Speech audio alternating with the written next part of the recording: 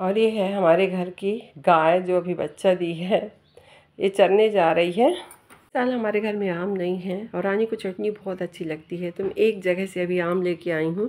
ये है इस बार की मेरे मायके की आखिरी थाली जो मैं अभी खाने जा रही हूँ और खा के मेरे को निकलना है।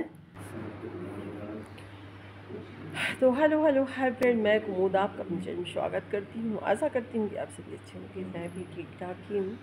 और यहाँ हमको आज 5 दिन हो गए। आज जाना है घर और जितनी लड़कियाँ आई थी एक एक करके सभी जा रही हैं। आज सुबह से लाइन लगी हुई है जाने की एक एक करके, और मेरा भी टाइम हो रहा है जाने का ही।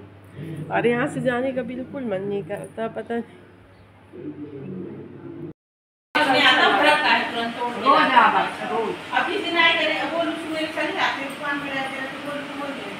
तो वही बोल के नहीं रखते हो वासना, बोल तो नहीं बताते आप लोग तो नहीं सुने कौन और वाली बात देखो भाई नीचे मत लगा ना बेटा, डरोगी है ना, डरोगी।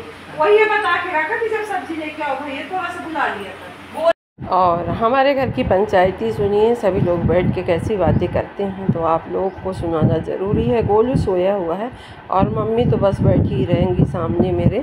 जाती हूँ आती हूँ तो देखिए मम्मी की हमारी ये हालत है। और उपासना हमारी बता रही हैं कुछ बातें, सिम्मी लगा रही हैं महावर, मेरी बहन खड़ी हुई है।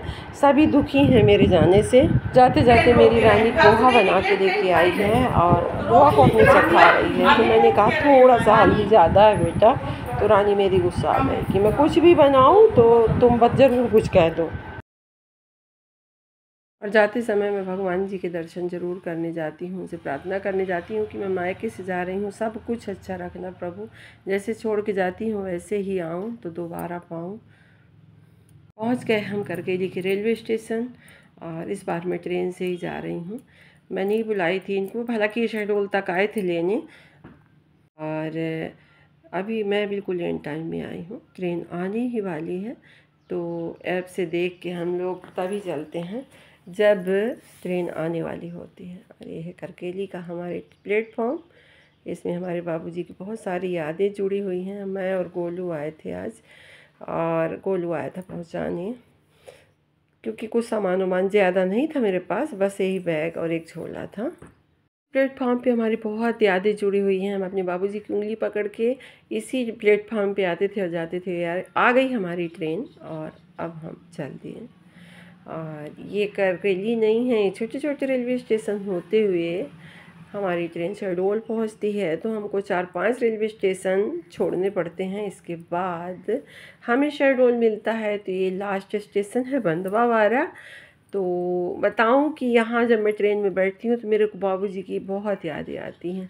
और हम ट्रेन में बैठते थे तो शांत कभी नहीं बैठते थे। और लीजिए हम पहुँच गए शहडोल, और बाबूजी से हम बहुत सारे प्रश्न किया करते थे, बहुत सारी बातें पूछा करते थे, और बाबूजी हमारे हर एक बात का जवाब दिया करते थे। तो ये शहडोल का रेलवे स्टेशन भी मेरे बाबूजी की यादों से बहुत ज़्यादा बंधा हुआ है। और हम उस समय बस साधन यही ट्रेन ही हुआ करता था, और ट्रेन का मतलब कोई समय नहीं हुआ करता था, पता चले कि सुबह के निकले हम रात में पहुंच रहे हैं ऐसा करके। और अपने बाबूजी के साथ इसी प्लेटफॉर्म में बड़ी धमा चौकड़ी मचाते खेलते सभी भाई बहन, और बैठते मम्मी बाबूजी। शहडोल में ही रहा करते थे हम लोग और करकेली जाया करते थे, ऐसा हुआ करता था। और मैं चल दी, और इधर ये आने वाले हैं। मैं बाहर रेलवे स्टेशन के खड़ी हो गई हूँ आके, और ये आ गई हमारी कार, क्योंकि मेरे को एक भी वेट नहीं करना पड़ा। मैं ट्रेन से उतर के बाहर आई कि मेरी कार यूँ आ गई, और यहाँ से बैठ के मैं चल देती हूँ। लेकिन मेरे जीवन में एक दुर्घटना घटनी रोज़ का ही नियम है, दुर्घटना घटनी ही चाहिए।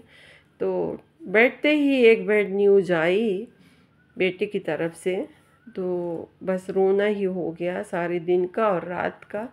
और ये है, इन्होंने लिया रास्ते पे शकरकंद और आम।